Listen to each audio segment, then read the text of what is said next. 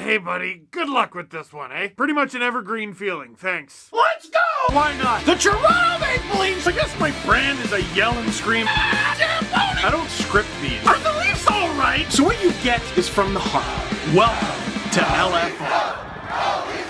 Wow. Well, hello. This is going to be one of the more difficult LFR videos I think I've ever made.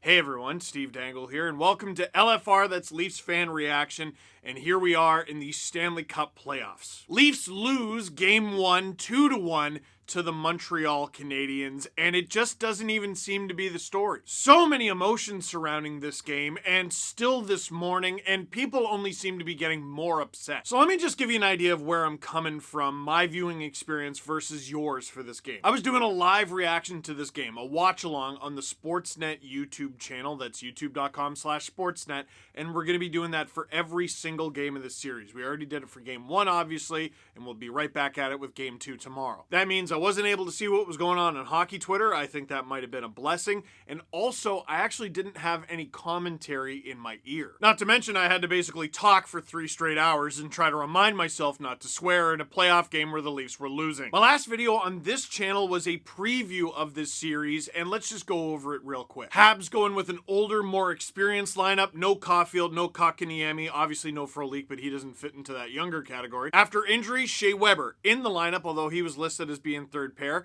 Brendan Gallagher in the lineup on the first line, and Carey Price in the lineup after playing just one AHL game over the past month. In the preview video, I said that one AHL game would not be a great indicator of how Gallagher or Carey Price would perform, and yeah, I think I was right. The Leafs, Zach Hyman back in the lineup. He was on the first pair. Zach Bogosian back in the lineup, getting both Zachs back. He's on the third pair. Nick Foligno playing with the 2 players that he was meant to play with, John Tavares and William Nylander. We'll get to that in a moment. And Riley Nash playing in his first game as a Toronto Maple Leaf in Game 1 of the Stanley Cup playoffs. Have fun with that. There's always a moment, just a few moments in to the first game of the Stanley Cup playoffs that reminds you, oh, we're not in Kansas anymore. The moment for me was Josh Anderson flying at Wayne Simmons like an absolute torpedo and missing him by centimeters. The intensity of the game obviously ramped up. I thought the two teams were decently matched early on, the Habs probably having the edge, with the Leafs eventually clawing back. But this all feels like just delaying the inevitable. We gotta talk about what happened to John Tavares, and I'm gonna do it in as tasteful a way as I can. I'm not gonna show any pictures. That was a big thing today. So, in real time, if you watch the stream, you'll notice I barely caught it because Tavares kind of gets knocked over by Sherratt and knocked off screen, and we don't even really see what happened to him. It was a decently big hit. It was pretty stiff from Sherratt. I'm sure it didn't tickle, but again, I didn't have the commentary in my ear, so when the camera goes to Tavares laying on the ice, I was like, what happened? Then I see he's unconscious or barely conscious, and I'm like, I've clearly missed something here. And they show the replay of Corey Perry's knee colliding with John Tavares' head, and it's gruesome. And it was just a hurricane of emotions. It was shock. I didn't even see what had happened in real time because it was basically off camera. It's John Tavares. I want him to be okay. He's the captain. He's an extraordinarily great player. And most importantly, he's a human being. Then watching him try to get up under his own strength and watching him fall over. And I was panicking. I'm not going to lie. I was panicking. And you could see it in Kyle Dubas too when the camera went to him just smacking the table. Like, get him! And I saw some people criticizing the Leafs medical staff for how they handled this. And I don't think that's right. And I understand that emotions are running high right now. But if you're not a doctor, I think you really got to withhold your opinion here. There is a YouTube channel, and it's not for the faint of heart. It's not for the squeamish at all. So you are forewarned. Do not go there if you don't want to see some pretty disturbing images. But there is a doctor who breaks down sports injuries. He goes by Brian Suterer, and he had a video up already this morning on the Tavares injury. Once again, if you do go there, you are going to see the whole thing in graphic detail, so discretion is advised. But obviously what you see is there's a physician or a team doctor, I'm not sure who, but someone is there to Tavares first. And what we see while Tavares is down on all fours is he's holding his neck. And as Brian Suterer, the doctor, describes it, He's basically trying to stabilize Tavares' neck. But Tavares does not have all his faculties at the time, and he's trying to get up, and he starts to fall backwards, which was the moment I panicked before being caught by another member of the Leafs medical staff. And this doctor, Brian Suterer, who made the video of it, he went out of his way to over and over again praise the Leafs medical staff for the job they did and how they handled this. And I'm not a doctor, so I'm going to go ahead and assume the Leafs did a good job here. Now, at the time I'm shooting this video, it's not even 9 in the morning. We don't have a ton of details. Here's what we have. From Sportsnet, update, Toronto Maple Leafs captain John Tavares is conscious and communicating well, head coach Sheldon Keefe says. Tavares will spend the night in hospital for further testing. And in addition to that, Friedman had the longer quote here, tests have come back clear. Now, I don't want to call out anyone in particular, but I saw some reactions to that Elliot Friedman tweet there with the tests all clear that they really upset me. Without knowing what specifically is going on in that hospital, what tests the doctors are putting him through, what Tavares is going through in the moment, I don't understand how you can have a reaction. Like, people are talking about the job they're doing in the hospital. What job? The one you're making up in your head? They haven't told us anything. And there was also some criticism of that.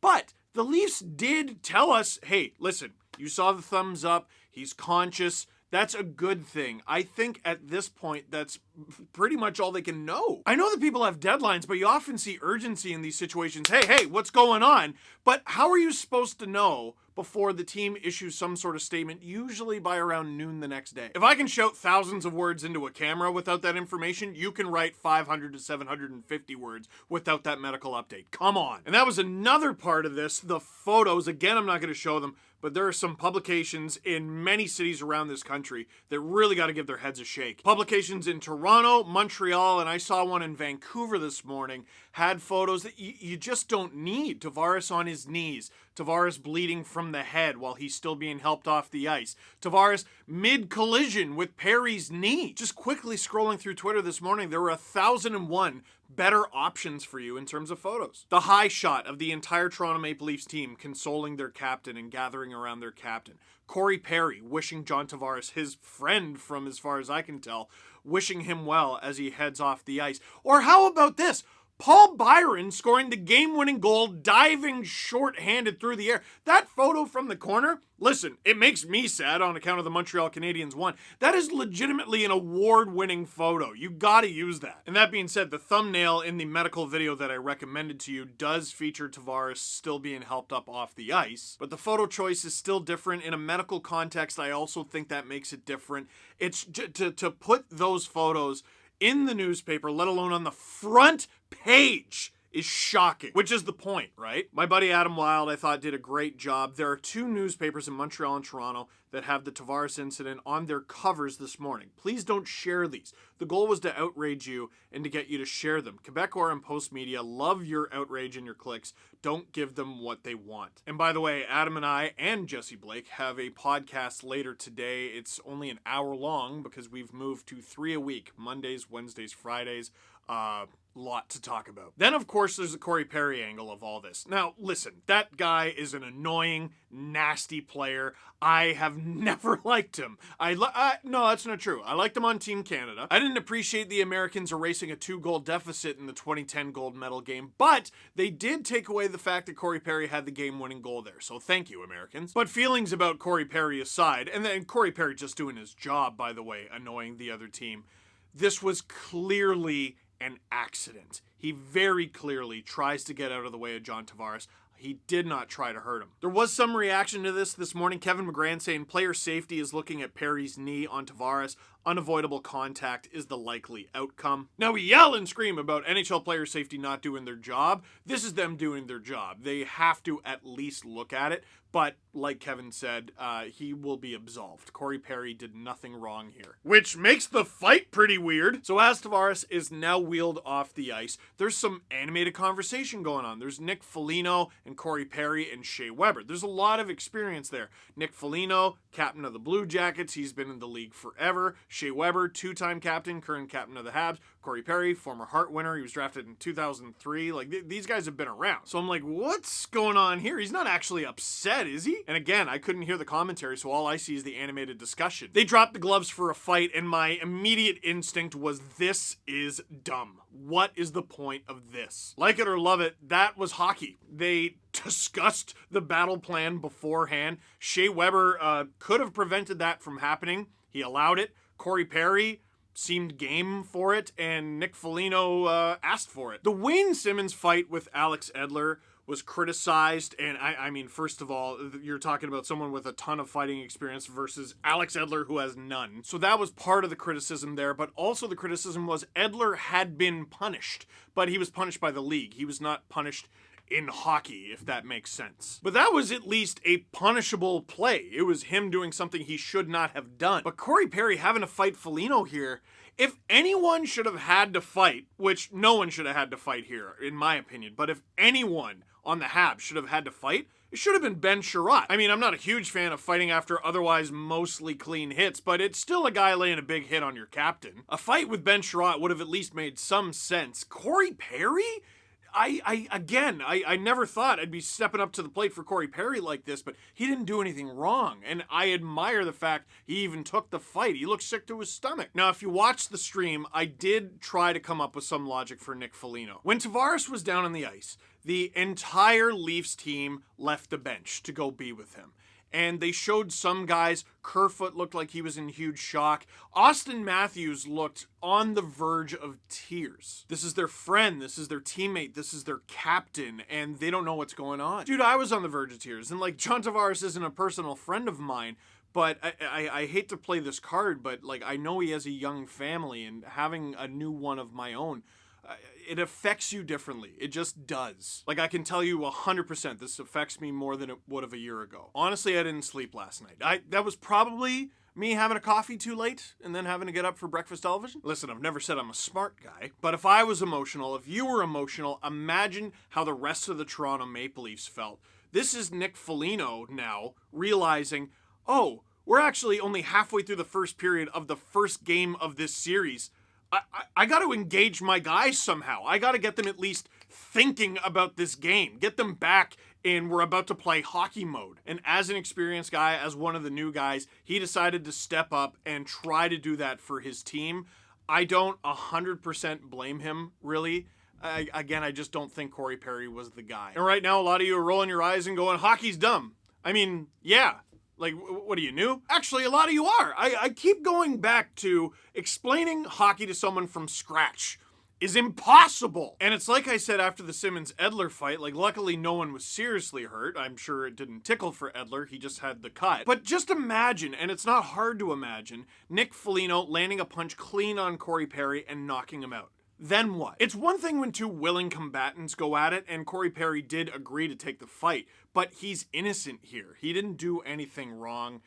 Luckily, nobody was hurt in the fight. And then somehow, I don't even know how long this video is right now, somehow the game's got to continue. The Leafs ended up getting right. They looked better later in the first period and sort of into the second, but in the immediate aftermath, they were clearly rattled. And the result, a 1-0 Montreal lead. Only about 90 seconds later, TJ Brodie feeds the puck up ice to Joe Thornton. It's a 3-on-3 heading the other way. The Leafs defense pair is changing. Underrated angle of the whole thing. I thought this play could have been whistled dead on account of, I thought Alex Kerfoot was offside here. It's super difficult to prove, just trying to pause on YouTube, so I don't know. But they gain the zone. Thornton stops up, tries to pass it cross ice to William Nylander, and he's picked off as the Leafs' new defense pair of Bogosian and Sandin get on the ice. Eric Staal spins and fires a pass up the middle of the ice. Amazing heads-up play, and it gets right on Anderson's tape. This all starts with the turnover in the offensive zone from Joe Thornton. I'm not going to criticize the defense pair, but if I had one thing to say, Zach Bogosian's trying to avoid the penalty here, and if there's one thing I would say is you have about a second here to make the decision to simply take the penalty, and he doesn't do it. Josh Anderson comes in all alone on Jack Campbell and scores. Anderson was an animal in this game. Campbell robbed him, but he had like 4 or 5 crisp, clean, amazing high danger chances in this game. He was great. I would love to know the numbers. What are the percentages on you converting on a breakaway versus your team converting on a power play? I'm not going to criticize Zach Bogosian for not taking a penalty, but at that point, it's pick your poison. It's a breakaway versus a power play. You want neither. So with the Habs up 1-0, okay, if a fight didn't get your attention, losing in a playoff game will. And that seemed to engage the Leafs. They played much better for the rest of the first. Toffoli then takes a penalty on Zach Hyman, and the Leafs' power play actually looks really good, but the power play is cut off heading into the second period. In the second period, very early on, less than 90 seconds in, Justin Hall whacks the puck out of the air. That counts as delay of game. I hate that penalty. I hate it so much, but the Leafs kill it off. And it's amazing what a good penalty kill can do for you, as we saw later in the game, because this actually gave the Leafs a little momentum. Weird little second line of Nick Foligno, Jason Spezza, and William Nylander battling for the puck behind the net. They come out with it, and they get it to Justin Hall at the point. He gets it to Morgan Rielly, puts it on, blocked in front, but there's a rebound, and William Nylander, with the first goal for the Leafs in these Stanley Cup playoffs, ties the game at 1. Nice and early in the second period. Way to go, Willie. I got asked many times in the chat last night, who needs to step it up in Tavares' absence? Everybody! In the regular season, maybe you ask for little individual performances from guys, but it's absolutely everybody. You're going to be put in situations where you're uncomfortable. You're going to be playing more ice time than you're used to. You're going to be playing positions you're not used to. You're going to be playing with teammates that you're not used to. You have to find a way. It's the playoffs. No one's coming to help you. And this new look second line, one of 1,000 new look second lines that they used last night, gets it done and ties it up. Not long after that, the Leafs head back to the power play because Ben Sherratt takes a roughing call on Austin Matthews, leading to this legendary moment. Matthews just kind of smiles and laughs at him while Sherratt is still trying to rough him up, and had the Leafs won this game, I would be demanding this statue be built immediately. Alas, the power play doesn't work, but again, it looked really good. It looked super effective. It was generating chances. It just wouldn't go in the back of the net. It has an annoying habit of doing that. Later in the period, Spezza takes a hooking call on Nick Suzuki, but again, the Leafs penalty kill coming through. I'm getting more and more faith in this group. And now it's 1-1 at the end of the second.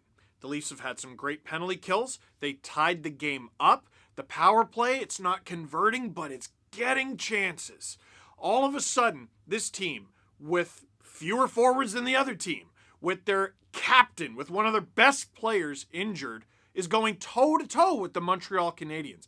They looked like they belonged in this game.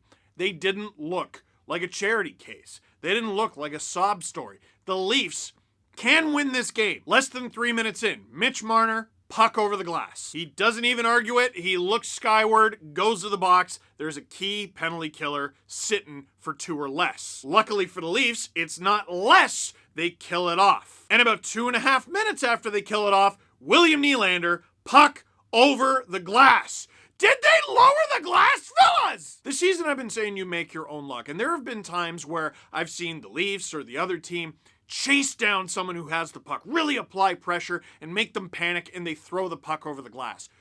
There was no need to do this here, Willie. And boy, does this game change in a flash. Jack Campbell and the Toronto Maple Leafs kill this one off 2. And at the end of the power play, the Leafs get a 2-on-1. William Nylander out of the box with Mitch Marner. Marner over to Nylander. Nylander 6 sauce pass to Marner. One-timer. Oh my goodness. Carey Price, man. Playoff Price. What an unbelievable save. Campbell had a 5-bell save at the beginning of this game, but that is a 20-bell in the third period. Oh my actual goodness, Carey Price. I cannot believe it. And shortly after, Thomas Tatar takes a high sticking penalty on Jake Muzzin. Now we're in the back half of the third period. The Leafs, they're sniffing. They're getting scoring chances. The penalty kill's been great. The power play has actually looked good in this game. They could do something special here. Doesn't quite work that way, does it? A little over a minute into the power play, Matthews gets the zone entry. It looks like everything's going great. Drops it to Joe Thornton. Thornton, again, over the blue line, coughs it up. Joel Armia sends the puck out into the neutral zone for Paul Byron, who straight up smokes Rasmus Sandin in the foot race. Sandin does his best to dive and whack at the puck. Byron, from his knees. Jack Campbell goes for the poke check, and honestly, I cannot believe this ended up in a goal. I don't hang that one on Jack. I don't hang that one on Sandin either. That is an all-world goal from Paul Byron. My goodness. Now the Habs are up 2-1 with just over 7 to play, and not long after, Jason Spezza takes the second penalty of the game. There were 3 puck over the glass penalties. That's not good enough. Spezza had 2 non-puck over the glass penalties in a playoff game. What was he, holding a machete? How do you get 2 penalties in a playoff game? It's not good enough. And the Leafs find a way to kill it again. The penalty kill was spectacular in this game. Practice makes perfect after all, but you're cutting into the time that you have left to tie it. Just over 3 to go in the game, Philippe Deneau takes a penalty. It's a gift from the hockey gods. And even with the extra attacker, the Leafs power play found a way throughout this game to get worse and worse. In the dying seconds, Matthews with a couple mystifying dump-ins, if I'm being honest. There wasn't the time for that, and it still led to a shot on goal. So, I mean, I'm going to err on the side of Matthews knows what he's doing, but the clock winds down. The Leafs lose game 1. Questions. Well, actually, before we get to questions, we might as well ask Nick Foligno what he was thinking about that fight. Nick Foligno says fighting Perry wasn't because he felt the play with Tavares was malicious. His team's captain was hurt, and he felt the fight would help everyone move on. So based on that description, I think I had the rationale right. You can agree with it or disagree with it. That's hockey, rightly or wrongly. I didn't like a lot of the former players reacting to this. Carlo Koliakovo, I thought, got it right. He was saying, listen, I disagree with the fight. I'm paraphrasing him, but he was like, I disagree with the fight. But until you're on the ice, like if you're in that moment, if you're on the ice, if you're experiencing the emotions of seeing your teammate there, until you're in that position, you don't understand. That I sympathize with the most. But for all these retired players I saw who played in the early 2000s and even played in the 90s saying, oh, that fight is ridiculous, you weren't saying that when you were playing. Knock it off. Sorry, but you don't get to claim the moral high ground when you would just arbitrarily get into fights off the face-off just to spark your team because you were losing. From Tim, can we flip Matthews and Marner on the power play? Since they've moved Matthews to the other wing, that power play has been awful. I honestly don't know. I have no idea what this Leafs power play is meant to do. Almost all these guys on this team played the power play at some point in their career. Just try anybody. Try any combination. Screw the Habs up.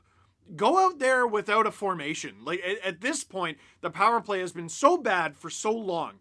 They've tried so many different combinations of personnel. They've tried different formations. I throw Jack Campbell on the point. Like, I don't know what they're supposed to do at this point, Tim. That is the bleakest part of it. Let's not mince words. The power play cost the Leafs that game. Does your dad still have that gong kicking around? I'm pretty sure he does, but I don't want to go to Scarborough to get it. Would the gong fit in my car? This is where I am in my life, Morgan. I'm wondering if a gong would fit in my car. It would certainly help to cover this gong show, but no.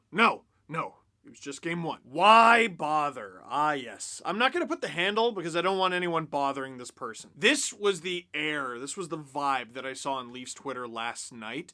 And I got to tell you, folks, I don't get it. I don't get it. Let's not mince words. The power play cost them the game. It wasn't good enough.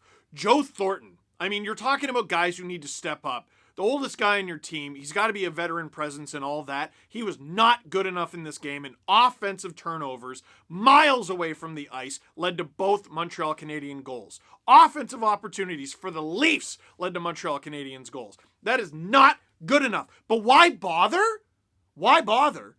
The Toronto Maple Leafs lost their captain. They lost an $11 million player. They lost one of their best players. They lost one of their best humans. 10 minutes in. Half a period in to game 1. And it took that from the Montreal Canadiens to beat them.